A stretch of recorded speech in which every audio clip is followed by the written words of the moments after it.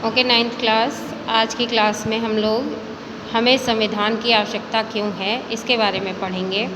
कल मैंने तुम लोगों को दक्षिण अफ्रीका में लोकतांत्रिक संविधान और वहाँ पे नए संविधान की ओर किस तरह से नेल्सन मंडेला ने नए संविधान को लागू किया इसके सब बारे में बताया था। अब हम अपने संविधान पर आ जाएं कि हमें संविधान की आवश्यकता क्यों है।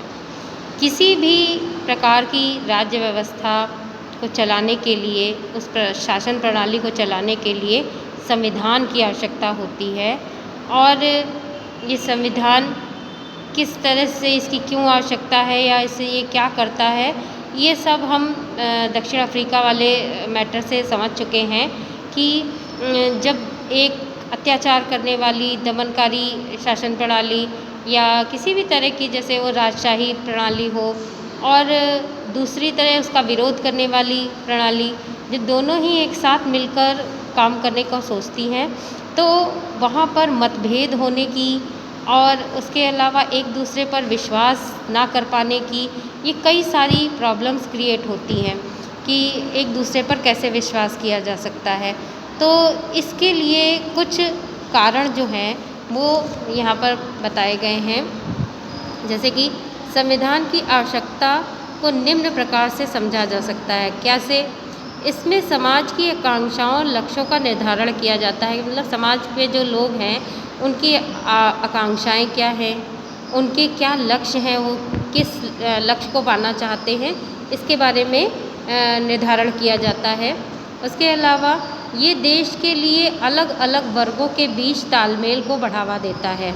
मतलब हमारे देश में क्या, और भी देशों में भी अलग अलग वर्ग होते हैं। जैसे आपने दक्षिण अफ्रीका में पढ़ा कि श्वेत और अश्वेत और रंगीन चमड़ी वाले लोग थे, उसी तरह से भारत में भी हिंदू, मुस्लिम, ऊंच नीच की बहुत सारी ऐसे वर्ग पाए जाते हैं जिनमें तालमेल बनाने के लिए संविधान की ज़रूरत पड़ती है।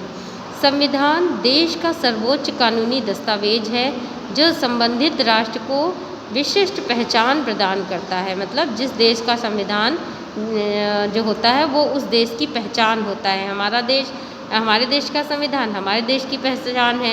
इसी तरह दक्षिण अफ्रीका का संविधान उस देश की पहचान है। संविधान किसी भी देश की सरकार के स्वरूप का निर्धारण करता है कि वहाँ की सरकार या शासन प्रणाली किस तरह की होगी। ये निर्णय निर्माण शक्ति की व्यवस्था करता है। इस तरह का जब निर्णय होता है तो उससे देश का निर्माण होता है और उसकी शक्ति में बढ़ोतरी होती है। ये देश का सर्वोच्च कानून होता है। कोई अन्य कानून, संविदा या प्रलेख संविधान से उच्च नहीं हो सकते। मतलब संविधान में जो कानून लिखे हुए हैं वो सर्वोच्च कानून हैं, उसके आगे कोई भी व्यक्ति, कोई भी शक्ति नहीं है।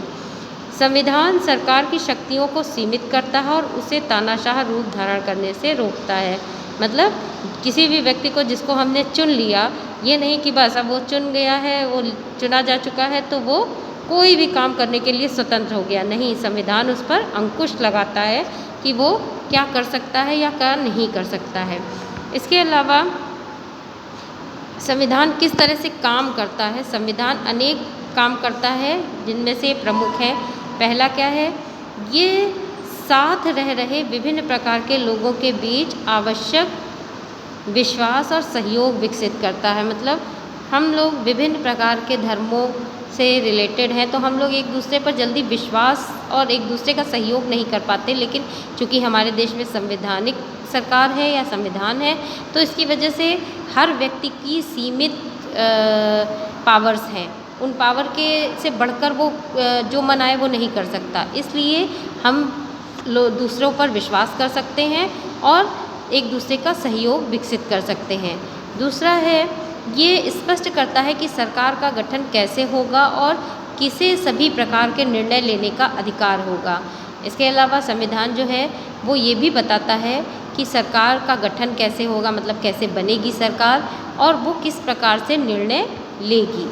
तीसरा है, ये सरकार के अधिकारों को सीमित करता है और हमें बताता है कि नागरिकों के क्या अधिकार हैं।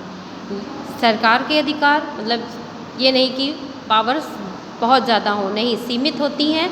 और उसी तरह से नागरिकों के क्या अधिकार हैं उनका भी हमें पता चल पाता है। और चौथी चीज़ जो संविधान करता है वो ये कि ये अच्छे समाज के गठन के लिए लोगों की आकांक्षाओं को व्यक्त करने का काम भी करता है। इस तरह से मैंने तुम लोगों को संविधान की आवश्यकता क्यों है ये बता दिया, और फिर संविधान की आवश्यकता है तो वो क्या करता है ये भी क्लियर कर दिया। Okay class, any doubts?